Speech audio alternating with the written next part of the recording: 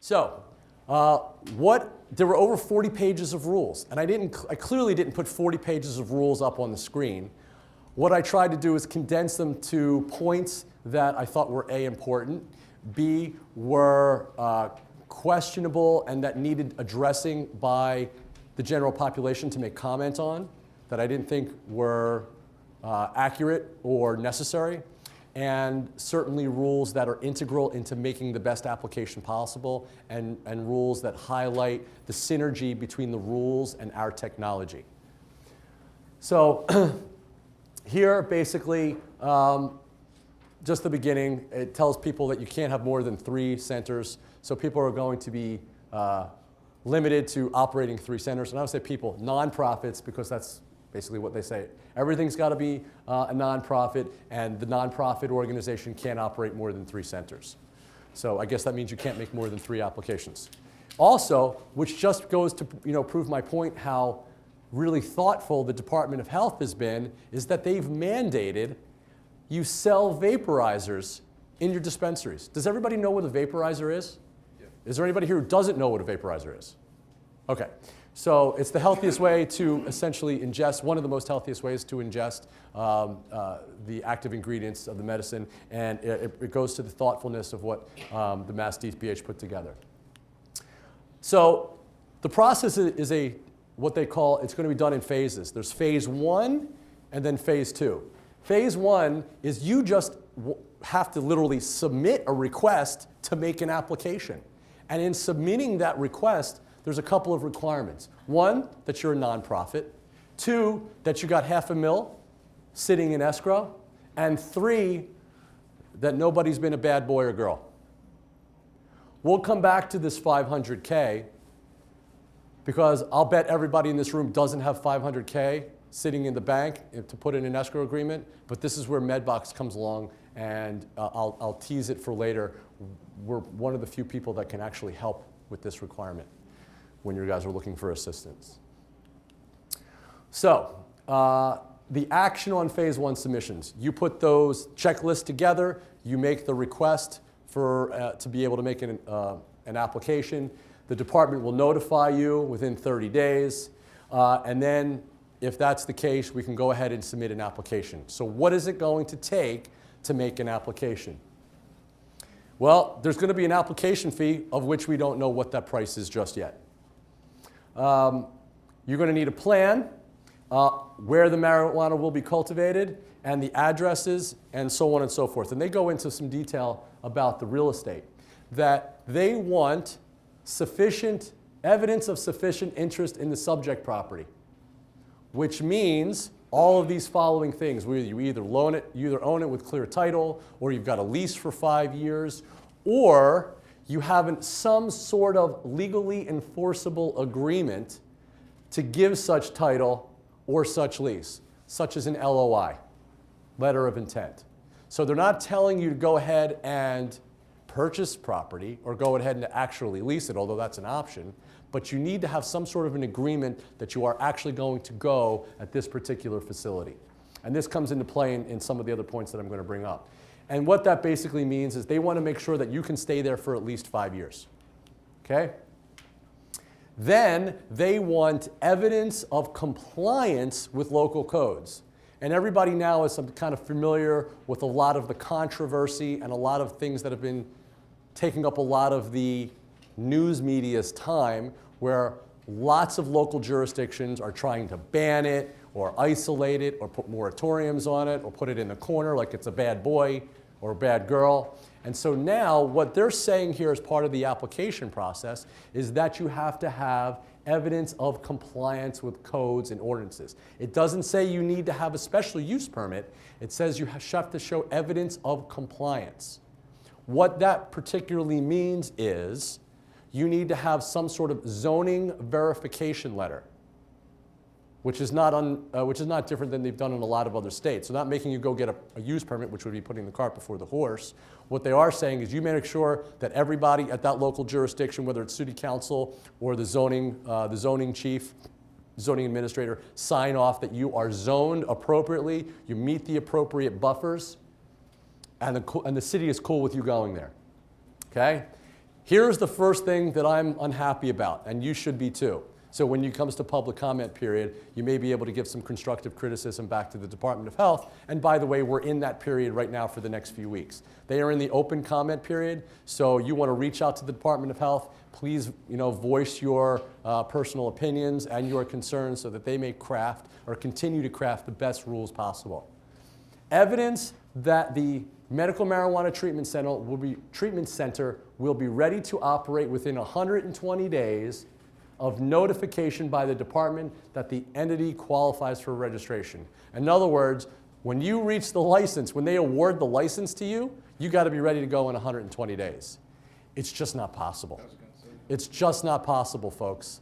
And if anybody is going to comment on that, and if you want to offer them constructive criticism, it's not possible for numerous reasons, and I'll give you one, kind of what we just talked about. Let's say you're in Springfield, and Springfield has a use by right, which means you don't need to go special use. You can do whatever it is. You just kind of open up and you have a use by right. There's no permitting process. That's no problem.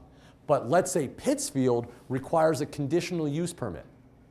Some cities, towns, and ordinances, you go ahead, you got all your zoning letters written off, you got your zoning verification, they're okay with where you are. Now you have to apply once you get your license. You can't even get a conditional use permit without a state-issued license. So you get your state-issued license, then you go back to Pittsfield, and then you apply for what's called a conditional use permit. Sometimes those take 6 months. So this isn't even, it's not even reasonable. Not is it not possible, it's not reasonable, it's not possible in a lot of these jurisdictions. So we're going to have to give some constructive criticism and suggestions on how this goes by. Also, this isn't beneficial because, as we'll go through some of the following rules, is that they're going to make you cultivate your medicines as it is right now, and we'll address that. It takes sometimes more than 120 days to get final product. And this is just talking about ready to construct. So you can't build your cultivation and put a seed in the ground into 120 days and then expect it to be ready for patients. It just doesn't work that way. It may take you 4 months to build it and then another 4 months to grow it. So in some way, shape, or form, you need 8 months right there. So what I would recommend is that you suggest to the DPH, give them at least a year or 16 months to build out your facility. That would be a reasonable request. Is there a question? Yeah, does cultivation and dispensing have to happen at the same location? No, it's an option. We'll get into that in a moment.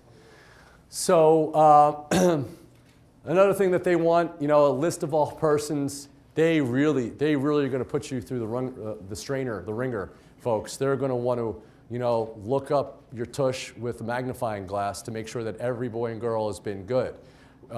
This is the Boy Scout, Girl Scout section.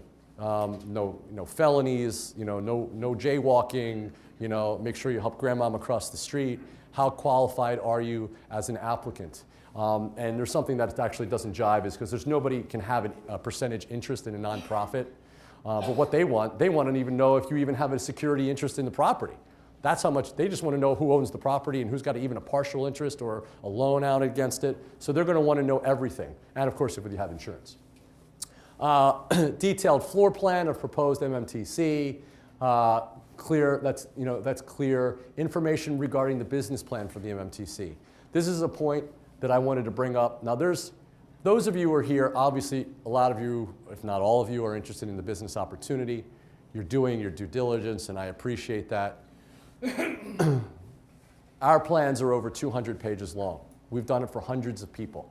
As I said, we're probably the most successful consultants in the industry. As we get through this, and we'll talk about some of these requirements and some of the processes that are going through, I want you to keep these things in the back of your mind, because clearly, I may or may not be the first person you've talked to, but these are the things that you really need to weigh. You need to know right now. I know you're here because you're interested. You're either kicking tires, you want to decide if it's for you, or you've made up your mind, and the question is which way to go about it. So these are the things that you really, really need to hone in on and ask yourself those questions. And the question number one is, am I a winner?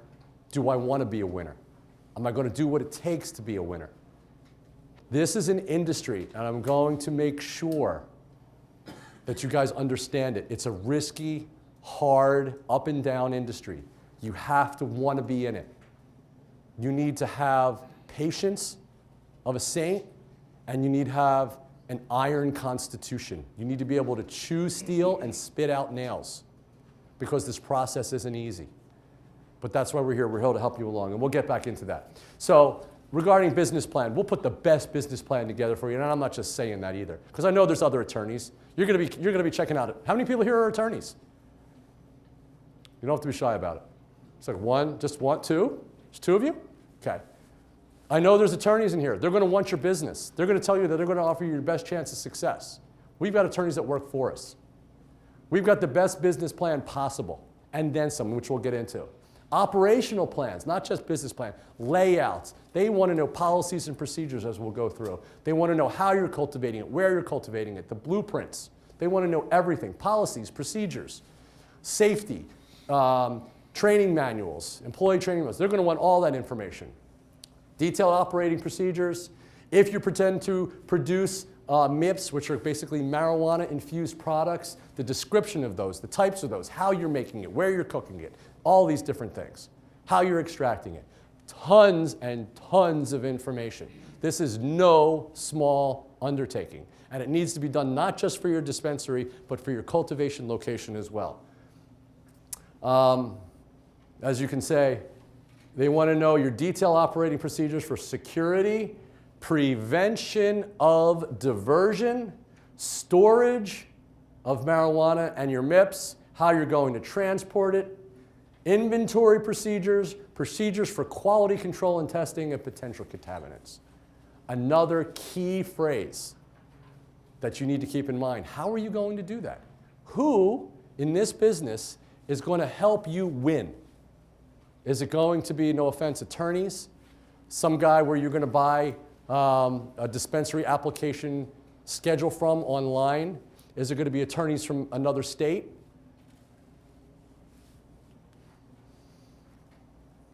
Obviously, HIPAA, look at personnel, dispensing procedures, all these different things. Obviously, and here's this last thing in application requirements, once again, evidence that the applicant is responsible and suitable to operate a business, and that you are a Boy Scout or a Girl Scout. There was like 16, I didn't put it up here, but there was like 1 through 16, after this for a whole separate page of how good of a person you are and how qualified as an applicant you are to operate a business. Now, this is the most important thing for you to understand in the entire 40 pages of the rules. You should read it and own it and understand it. A selection committee constituted by the Department of Public Health shall evaluate and score. There's no lottery. It is a weighted, graded application system.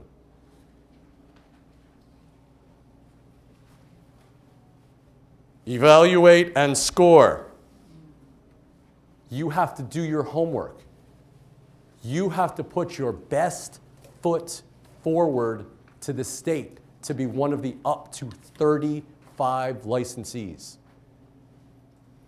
You need to surround yourself, you need to do the due diligence and surround yourself with the people who are going to give you your best chance of success. Hopefully by the end of today, you'll see who that is. And once again, there's the 120 days. What are the two? Look, they only said there's only 2 criteria. Decisions will be based on the thoroughness and quality of the applicant's responses to the required criteria and the applicant's ability to meet the overall health needs of registered qualifying patients and the safety of the public.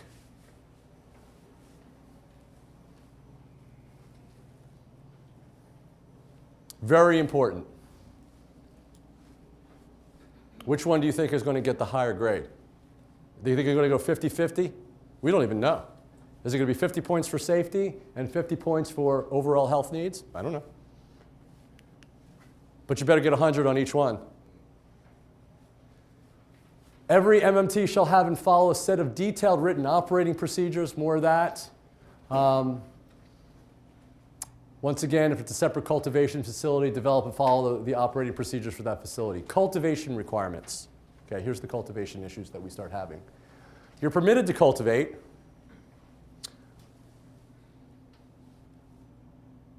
And you're permitted to have one cultivation. You can have 3 centers. If you operate 3 locations, you can have 3 cultivations. However, you can only cultivate marijuana for that treatment center. So if you get a license, what they're saying here is that you can only make medicine for yourself. And folks, that simply doesn't work. In the real world, as nice as this is and security-wise, in the real world doesn't work. And I'll give you one example. Number one, everybody's not a great cultivator. I don't care what anybody says. It's a true art and science to do that. It's like practicing medicine. Some people are amazing cultivators. Along with that, it means that patients will not have really open access if they're stuck with just one particular facility. The other problem is, in this particular situation, when you're only having cultivation for your own place, what do you do in an emergency situation? It doesn't account for emergencies. It doesn't account for pests and disease, because pests and disease can wipe out your entire crop. And if you do that, your dispensary is left with nothing for months at a time. So the industry can't support a rule like this. Secondarily, this rule actually becomes unnecessary and almost overkill and redundant, because what they ask for ultimately, and we'll get into it, is they want seed-to-sale tracking. And we'll talk about that momentarily. Okay? Requirements for handling marijuana and production of marijuana-infused products. Obviously, they want you to test. There'll be independent testing centers for toxins in your meds, molds, fungus, diseases, pests, so on, and certainly inorganic materials in case you use non-organic products and pesticides.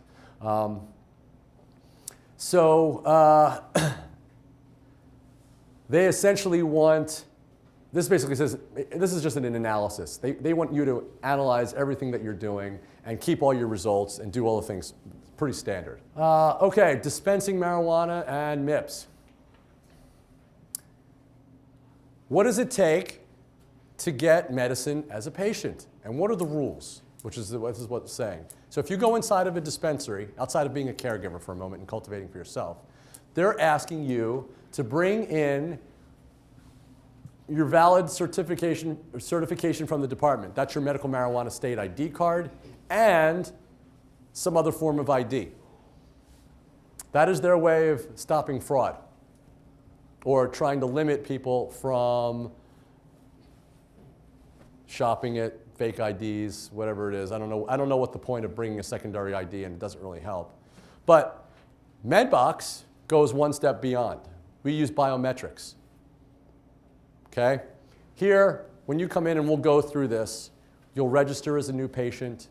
Clearly, you're going to bring in your state-issued ID card and your driver's license. But when you register as a first-time patient, we'll take your biometric and make sure your biometric matches up to your patient card. Biometrics are the wave of the future in terms of prescription drug abuse prevention, fraud prevention, and certainly in the healthcare field. Yes, question? Are you suggesting that the biometric will, in the long term, take the place of that ID? No, I'm suggesting you'll get a better. Maybe sometime in the future for different things, but in this particular instance, I'm suggesting that MedBox will give you a better score. Understood. Okay. This is another one that I'm not too happy about that I think you guys should also comment on, which leads into the self-cultivation thing. Patients have to identify the dispensary that they want to get their meds at, right? You have to tell the state that I want to go here before you go here. And then you have to stay there for a bunch of time before you can switch to another place, which is also not very patient-friendly. It forces you to do things and not have the access that you really want. And once again, I don't believe that they were that the state was genuinely trying to limit dispensing. and location. I think the state just doesn't know better, and I think they overshot it. And now they'll, once these rules hit the public, they'll loosen up and they'll get the feedback, and the system will be awesome. This system that they've got, the foundation of these rules are really excellent, folks. They are really excellent with some great feedback to the Department of Health. I think you will see an end set of rules that are second to none. Yeah, question. What do you see for this business if it becomes available for everybody's personal use? I mean, will that Good drive question. the price down? Good question. Competition, what about the other states that are around us that have adult use? Okay, we come back to the same thing, zoning and licensure. Even if, let's just say, even if Massachusetts wanted to go adult use in 3 or 4 years, first and foremost, you're going to be grandfathered. You guys are going to have the medical licensure. And as you know, the people that are already pushing back in your local jurisdiction, who are the boards of direct, your council members or your zoning people, they're not going to want to zone that. If anything, you guys will be grandfathered in with the license to sell openly. So my point is, competition is a non-issue. Competition is a non-issue, and going completely adult use is a non-issue because there'll be licensure for that. Okay? And don't worry about big tobacco, because big tobacco is not known for coming in and making a high-end product. They're about creating product for the everyman at $5. They're not your competition. Question about zoning. As far as zoning, when you first apply for your zoning permit, Yeah. you're not telling them that you're going to be cultivating or dispensing marijuana. You just want to know if you can get a Board of Health permit that you're... No, you're gonna tell them everything. You're gonna tell them exactly what you're doing. Not if you, everything. What you're doing exactly. You're not hiding anybody. You're not going for the. You're gonna get zoning checkoffs. You're going to need them to sign off on your application. Understand that. You're going to need, let me rephrase this in case anybody is on that same level questioning it. You need to have every single base covered to the nth degree, and you need people to help you get there. No holes, no blanks, completely, thoroughly approved by your jurisdiction, by the landlord. Everything has to fall in line. Safety, security. I want to get on to these imperative questions regarding this particular, or can we save it? Okay, let's save it. Inventory control or operation. This is kind of the same thing on cultivation. Inventory. They want you to be a soothsayer. They want you to have foresight, and they want you to be ride the magical mystery bus, because they want you to limit your inventory to seeds, plants, everything for the amount of patients that you have that may use it, and the future amount that you could possibly get in the near future. Possibly. I don't know how this rule is even in here. It makes absolutely no sense. Crystal ball. How else would you do it? How else would you do what? They're just doing what normal businessmen would be guessing at. In any business. How do you regulate that? It's not a well-regulated thing, because here's the thing, as we'll get into it.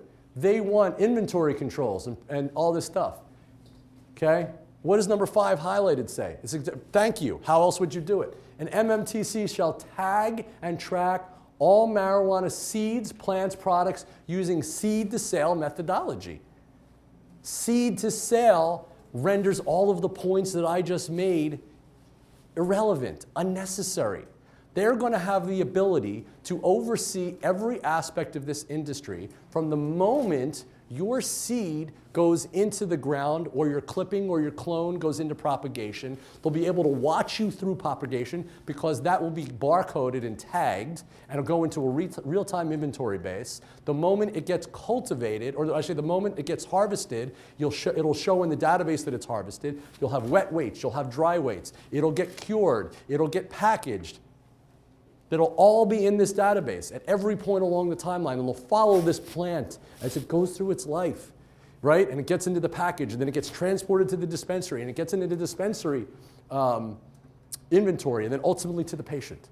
They'll be able to track everything, so those rules are unnecessary. Making you sign up for a treatment center if you're doing seed to sale is unnecessary. Making you cultivate for your own place only is unnecessary. Everything will be in the database. It's unnecessary. Do you have an app for that? Yes, it's not an app, it's what our technology does. We have, okay, he spoiled it. We have the very best technology in the market. He stole my thunder. It's out. We'll be joining biotech. There is no software in the country, in the industry. There's no way to dispense, inventory control, store, or track your medicine from seed to sale. We have the very best technology. There's others that have point of sale systems and tracking. There's MMJ Menu, there's MJ Freeway if you've done it, but nothing holds a candle to BioTrack THC in Medbox. Nothing. But this is exactly what they're talking about. Record keeping. Records must be available for inspection by the department upon request. They want you to have seed to sale tracking records for a while, how you dispose of it, the dates, the quantity. And we'll cover this in the demonstration from BioTrack and from us. Here's another huge important point. For some reason, they cover this under marketing and advertising. They talk about the storage of medicine for patients in the dispensary. Inside the dispensary, or the Medical Marijuana Treatment Center, all marijuana and infused products shall be kept in locked, opaque, assuming this is opaque, which it will be by the time of the dispensary, opaque or containers with the exception of displays allowable under Section 105 CMR 725 L10, which is right below it. A treatment center may display in secure, locked cases no more than one sample of each product offered for sale. So the days of the images that the media produce for you guys from California all the way across the country where you see marijuana in big glass cases and big mason jars all filled up, not happening. Not happening here. No free-flowing marijuana. It's all medical, it's all packaged. You can have one sample in your display case. That's what that means. One sample. Everything needs to be inside, locked containers. Is the picture coming together of what they're asking for and what they're needing? This is huge. Yes, question. Is this the only state that has these laws? Yes. Are they following other? No, what the DPH has done is they looked at all the other states, they looked at the trends, they looked at where things are going, they looked at what they wanted, they saw the weaknesses, they saw how they wanted to create something, like I said, for everybody, and this is how they want to start. Safe, secure, compliant, medical, with access to everybody in an industry that they'll let operate. They will tolerate the industry, there'll be a tax, but this is how it starts. This is how it starts, and it'll loosen when people get comfortable with the fact that you're not criminals, or you're not convicts, or you're not shady characters. The average patient is 40 years, the statistics bear out that the average patient, or half of the patients are above 40 years of age. Middle to upper middle income, by the way. Inspection. Another thing to keep you in line and prevent diversion. The department or its agents may inspect a treatment center at any time without prior notice. With seed to sale, if you put everything into inventory and they come in unannounced to inspect and it shows that you've got something in inventory and it's not there, you're in trouble. Or conversely, you've got something there that's not tagged, you're in trouble. Grounds for denial. In summary, information provided by the applicant was misleading, incorrect, false, or fraudulent. You best not lie to them. You best not mislead them. B, the application received a low score, indicating the inability to maintain and operate a treatment center. So your scores were just so bad they don't even believe you can operate. Or, the big one, the application received a lower score than your neighbor. There is no lottery. You have to win. Folks, second's no good. Second's no good. Any questions? Yeah. Back to something you said about being a nonprofit. Is it a 501c3? No, that is a federally recognized nonprofit. It's a state not-for-profit. So is that an LLC? No, it's a state, it's an incorporated, not-for-profit in, here in the state. Excuse me, let me see how I'm doing for time. Okay, almost on time. Quick in summary, there's 2 pages here before you ask any more questions. I'll get through this. I kind of teased about this. General requirements, 500K. I know not everybody in this room can have 500K, but as clients of mine, if you choose to become clients, we're one of the few organizations that can actually help you achieve this requirement on your checklist.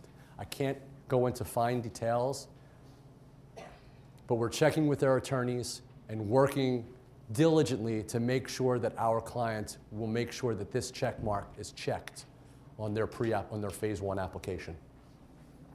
Application requirement, obviously we talked about a very detailed business plan, which we're excellent at, operating procedures, and the fact that the selection committee is going to evaluate and score your application. Your state patient ID card, your driver's license, and of course, we add biometrics. Inventory control is going to be in real time. Tag and tracking seed to sale technology. Everything's in locked and opaque cabinets. Only 1 sample of display. And grounds for denial is because you get a low score.